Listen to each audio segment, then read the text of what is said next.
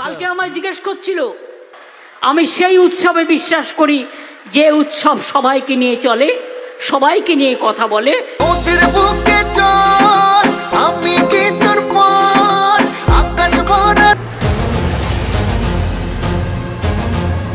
এদিকে শাকিব খানের তুফান সিনেমা 5 জুলাই মুক্তির ঘোষণা হলেও 5 জুলাই সরকারি ছুটির আবেদন জানিয়েছেন কলকাতার শাকিবিয়ানরা। খবর সূত্রে জানা যায়, মমতা ব্যানার্জির কাছে অনেক শাকিবিয়ানরা আবেদন পাঠিয়েছেন।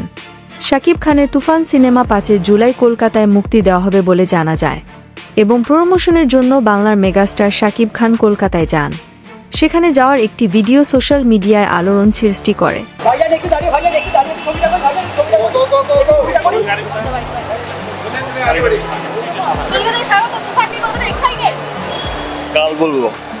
শাকিব খানের তুফান যেমন বাংলাদেশের সিনেমা ইন্ডাস্ট্রিকে অনেক দূর এগিয়ে নিয়ে গেল, সেই সাথে কলকাতার জিতের বুমেরাং সিনেমারও টাইম নেই শাকিব খানের তুফানের কাছে বলে জানা যায় শাকিব ভক্তদের কাছে।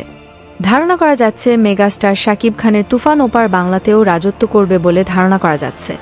তো প্রাণপ্রিয় ভিউয়ার, শাকিব খানের তুফান 5 জুলাই কলকাতায় রিলিজ হচ্ছে, আপনাদের কি মনে হয় শাকিব খান কি পারবে ওপার বাংলাতে তুফান দিয়ে রাজত্ব করতে? আপনার মূল্যবান মতামত কমেন্ট করে আমাদের জানিয়ে দিতে ভুলবেন না।